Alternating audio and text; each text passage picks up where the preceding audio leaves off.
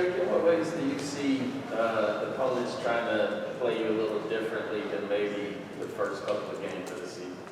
I think kind of, quarterback draw was a big hit for us last year. I think some teams are kind of not trying to get, as much rush upfield, trying to push the pocket a little bit, maybe kind of set some D linemen back a little bit, kind of watching me, seeing that my escape routes and stuff like that. That's the main thing I kind of think.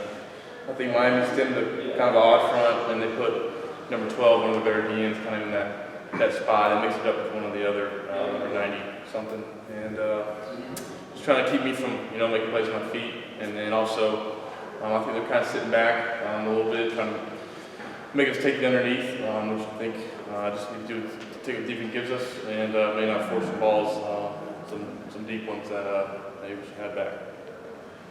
What was film session like with Coach Longo on Sunday, and you had a chance to actually see some picks that you hadn't only thrown one in the season? What was that like going over those plays and what he had to say and all that kind of stuff? Yes, sir. Yeah, the one at the end of the half, I just felt like kind of 28 seconds left. You got to be smart with football. Forced in there. That's one of I like that throw a lot. Me and Bryce, we work on that throw. We throw it, against our defense in 2 minute in practice.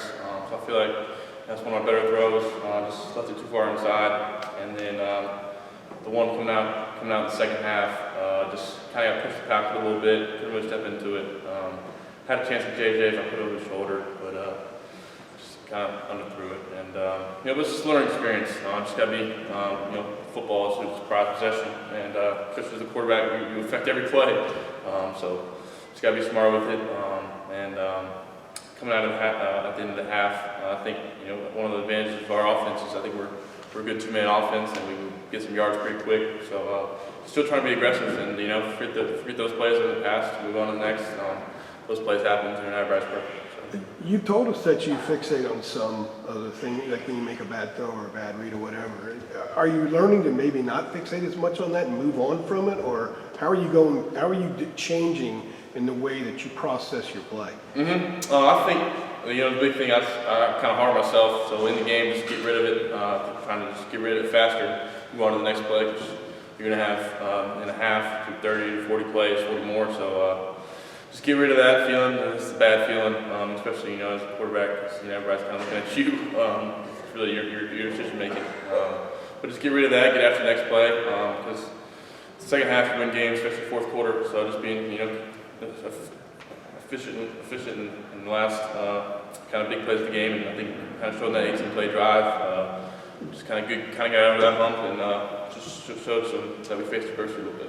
Kind of piggybacking off that, Coach backhand, Coach Longo talked about you kind of talking about the stuff, the ways you can get better, like always looking at maybe the minor mistakes or whatever and the ways you can get better. But is there anything this season you've looked at that you've done that you've just kind of appreciated? Like, yeah, that was pretty good on that. Like they were talking about the throw to Josh for the touchdown against Miami. Like, like I'm not sure that you appreciated what kind of a play that was, like, and you're already looking at something else you could have done better. Yes, sir. I think a lot of times kind of the negative plays kind of outweigh the positive. So that's a good point. I think one thing I've kind of pride myself with is kind of trying to make plays. Not just in the pocket, but stay in the pocket and trying to find guys downfield. And I feel like this throughout the past year. The first 6 games, I think that's one of the things that I'm not really sure pat myself in the back for, but I think we've made some plays when something's not there, get out of the pocket, and just find the guys open and let them make plays. Just trying to feed them because they're better with the ball hands than I am. Drake, do you have a favorite play that you've made so far? Is there one? Give us one, Drake. Something. That one on Saturday with Josh thought was pretty cool. I didn't know where he was going to be at with all that grass. Other than that, off the top of my head, I think JJ made a nice catch that first play in Notre Dame. I think that was a nice catch over the top. One other one, maybe the App State one, when they were hanging on my undershirt and they were pulling the string, like a long string, and I ended up finding Bryson in the end of the half, leading to a touchdown. Drake, that's what I was going to say. What CL was talking about. Mac told us yesterday that the throw at Miami with the guy pulling you down and flipping it out, he compared it to Patrick Mahomes. I don't know about that. Patrick Mahomes does some pretty incredible stuff, I appreciate it. I don't know if it's Patrick Mahomes-esque, but yeah, I ended up kind of throwing it up there a little bit. Patrick would probably put it more on the line. So. Well, I didn't know if some coach like Phil or Mac had said like, look, that was Mahomes-esque. Like, I didn't know if one of those they had said that to try to like remind you like, hey, you're doing a pretty good job here. Like, I didn't know if they had. Yeah, yes, I think on the TV copy they said that. That's what the announcer said. Oh, okay. I didn't know. I think the announcer said that. So that's what Chris Long was just laughing at in the meeting on Sunday. We're watching it. But he's just kind of saying jokingly. But after the sideline, he kind of just saying heck of a play.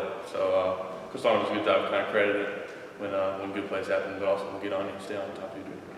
Your numbers so far are eye-popping. You see them, and it's just like, this dude is pretty damn efficient. So what's been the easiest transition for you when it comes to your first year being a starter, and why you've been so comfortable to put up the numbers that you have so far? I'll probably just say the guys around me. I think, first and foremost starts up front. The O-line, they've done a heck of a job of pass protection. I feel like I got, couple minutes back there sometimes. They're doing a great job, especially play action stuff. They're selling the run well, and Coach Bucknell has done a nice job coming in and getting those guys ready. Also starts with the vets and Corey and Awesome, and they're just continue to kind of work on their craft, and not a lot of praise goes for the O-line, but shoot, everything starts with them. And also, like I keep reiterating, kind of the amount of skill guys we got that can make plays. I credit them because when I get the ball in their hands, it's hard on the defense, especially when we're giving 7 or 8 guys a game. You saw Caleb make a play out of the backfield last week, made some huge catches. So just keep the defense honest and not just focusing on a couple guys and taking what they give you and hurt them with whoever's open. For you specifically, though, did you expect it to be this smooth, like coming into your first year? Did you think it was going to be? You're making it look easy, in my opinion. So did you think it was going to be this smooth coming in? I appreciate that. Obviously you're going to have some times where you're expecting adversity, but at the end of the day, I think winning that's something I'm kind of used to in my life. So just trying to keep staying honest with myself and taking a look at the film and staying on what I got to work on better. But also, I think my play so far I've been pretty. I give it like D plus, not great. Come on. If y'all are in the film and you understand, just kind of some decision making and so forth like that, some throw action stuff. So just got to keep getting better. I think that just kind of shows with the offense how much room we have to grow and where we're going with this program. What would it take to give yourself an A? Shoot, I think Coach Long always preaches being 90 to 100% decision making, and I think I've been in that 85 range most of the games. So just taking that next step, that's hard to do with a quarterback. We have 70 plays. That's mainly what I gauge it by. Taking those 6 plays, some of the goal line plays. I made some bad ones on Saturday, so just get rid of those and just trying to stay on top of and make every play count. Drake, you grew up in North Carolina from the Charlotte area, and obviously your dad played here, your brother played here. The Duke rivalry, in both sports, football and basketball, obviously is something you're aware of. Mm-hmm. Your thoughts on just like the rivalry, any memories watching your brother play, any memories watching your dad? Actually, you didn't watch your dad play, but anything he said to you about Duke? I mean, it's obviously not the basketball rivalry. Rivalry. Growing up, that's what you cheer on Carolina for. Watching T. Hansbrough, Psycho T playing against Duke and all those games. I remember I stayed a couple times. Some other people asked me throughout the week. One of my first memories of big Duke Carolina. I was a ball boy when Luke was getting recruited. Coach Williams, let me be ball boy for one of the home Carolina games over at the good old Dean Dome. And then also, I think Luke's first start was at Duke. That's one of my main memories. I think it was maybe his sophomore year at Duke. I think Luke's one of his first starts in Cameron, so that's a pretty cool memory I think for Luke. Just seeing, I think he had a big game. Maybe he had a big game when Zion busted his shoe. Zion busted his shoe. I think he went in for 30 or something. Yeah. So it's always fun beating Duke, but they got a squad this year and they're going to come ready. I think they're packed out the stadium, so it should be a fun night. I mean, it kind of bounced off of what Ross said. The Duke rivalry is nothing new to you, but first time playing Duke, the starting quarterback, is there a different mode you're about to switch on? How are you kind of locking in for this, having that history, especially that family history too? Mm-hmm. I think I'm just gonna kind of take from perspective just to have fun with it. You know, been a big rivalry game. First one on the road. We got to continue being good on the road and just enjoy it because, you know, these are games that you kind of, you know, hope go the right way because they kind of put a damper on the season. So we got to focus in on practice this week and, you know, get after the Blue Devils. Have you seen a shift in the mood with the team? Obviously, after Notre Dame, from our perspective, it felt like it was, you know, it was a tough loss for Notre Dame. 2 big wins now, 2-0 in the Coastal, a chance to go 3-0. Like, what's the general mood you feel now on the team compared to what it was like after Notre Dame? Oh yeah, I think kind of Notre Dame kind of leveled us out and kind of gave us a little humble pie. And since then, we just kind of got back on our craft. We knew that you know, Miami was a big one, and I think that Virginia Tech one kind of put us off on a great foot with ACC play, starting that, getting a big win, kind of handled win, and you know, overall, I think, you know, everybody's upbeat. You know, it's hard to kind of be down when you're winning, so just find ways to squeak out games, and just those close ones are big in football. I think last year, you know, those close, tight games, we tended to fall on the losing side, and just find a way to lose games and win those close ones. It turns out, you know, helping the record out a lot. Drake, the way you guys were able to use Caleb at Miami, I mean, I know we're past the days of giving a running back 30 carries and just watching him barrel in there, but like, you know, I think he had like some 124 total yards. I think he had 5 catches out of the backfield. Like, just the way you were able to distribute it to him, is that sort of what you envision for the lead back in this offense? Obviously, you're going to be throwing the ball 25, 30 times a game. Like, is that the balance there? Did you like that? And is that what you see possible for whoever becomes the Oh yeah, starter? I think, you know, whatever back's in there, but I think Caleb displayed it, you know, this past Saturday when you're, you know, getting 20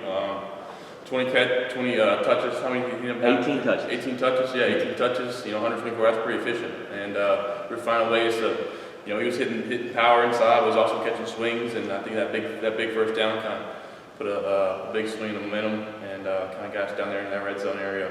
So it just kind of he kind of displayed, like I said, you know, what the number one back can do. Also at the same time, I think the committee stuff. I think that helps just keeping him healthy. Yeah. And I think he went down a couple times, but he was out there practice today and he looked good. So he's a warrior, and you know, it's fun to, you know, throw the guys out of the backfield like that. I remember in high school, he was running all over us. So it's fun giving a chance to watch him do that against other people. And you know, with Big O and we'll have to have some guys step up this week and just kind of tackle it, you know, one day at a time.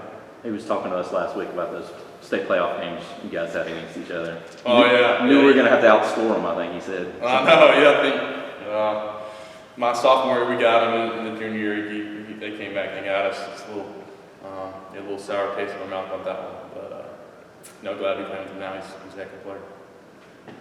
You guys good? One more question real quick. I know you watched the live action. How was it seeing your brother over there? I know he knocked down a few threes. I saw you post the tearing up emoji on the story. So, like, how was that for you, just watching your brother? No, it's awesome. You know, I live with Bo, and you know, he's one of my best friends. Obviously, you know, growing up my whole life. Just, you know, what he's been through. I think he's had, you know, 8 or 9 knee surgeries. So his knees, you know, they've been tough on him. But you know, glad to see him back out there.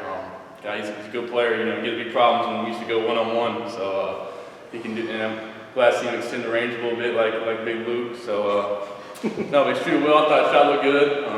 And just, you know, I keep telling him just to, you know, take the most out of it. I think he's already a junior, so just have fun with it and they got a good squad of it. Did you say y'all live together? Yeah, we live together. Oh, nice. What's the scouting report on him as a basketball player? Bo, yeah. No, he's a smooth player. He's not going to lie, you know, with jumping off the floor, but, you know, get a little half foot going. He's tough inside when you get him. He gets you inside. You know, he got a couple different moves, a little fadeaway and some stuff. But no, he can shoot it mid-range. And I just see shooting the 3 better. I'm always kind of got on him about not being able to shoot the 3, but he's probably shooting better than me right now. Is he taller than Luke? Yeah, he's like an inch and a half. So he's the tallest brother. Yep. There you go. All right. All right, thanks. Thanks, Ray.